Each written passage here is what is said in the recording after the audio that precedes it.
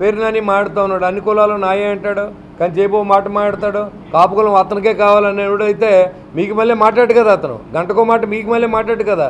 2019 నుంచి 24 దాకా చంద్రబాబు నాయుడు గారు పరిపాలన చేసినప్పుడు 5% రిజర్వేషన్ కాపులకి ఇచ్చిందా లేదా? ఇచ్చినప్పుడు జగన్మోహన్ రెడ్డి దాన్ని సభాపక్షంలో శాసనసభలో అందరూ ఎదురుకుండా కాపుల రిజర్వేషన్ తీసేశారా లేదా? మరి మీకు ఇంకా సిగ్గు లేకుండా ఆ పార్టీలో ఎందుకున్నారని అడుగుతున్నాను నేను. కాపులకు న్యాయం జరుగుతుందంటే కాపులు కూడా ఉండండి. అటోక అడుగు ఇటోక అడుగు వేసి కాపులను పవన్ కళ్యాణ్ గారు దూరం చేయాలని మీరు ఎన్ని తలకిందులుగా తపస్సు చేసినా ఇది జరిగే పని కాదని మీకు మొన్న ఎలక్షన్ కూడా అర్థమైంది. ఇవాళ ఒక పార్టీ వాళ్ళు వేస్తే మనం నెగ్గం, ఒక కులం వాళ్ళు వేస్తే మనం నెగ్గం. ఇవాళ ఇంతంత మెజార్టీలు వచ్చినాయి అంటే ఒక కులస్తులు అయితే మనకి ఇంత మెజార్టీలు వస్తాయా? మీరు గత సంవత్సరాలు ఇబ్బంది పెట్టింది కాపుల్ని, 5 సంవత్సరాలు ఇబ్బంది పెట్టింది నేను కాపుడినే కదా. కుట్సత్రాడు నన్ను ఇబ్బంది పెట్టాడు, ఆర్థికంగా దెబ్బ కొట్టాడు, కేసులు కట్టించాడు, మా కుర్రోళ్ళు పోలీస్ స్టేషన్ తీసుకెళ్ళి కొట్టించాడు, జన సైనికులందరూ పోలీస్ స్టేషన్ తీసుకొచ్చి కొట్టించారు. అప్పుడు మేము కాపులం కదా?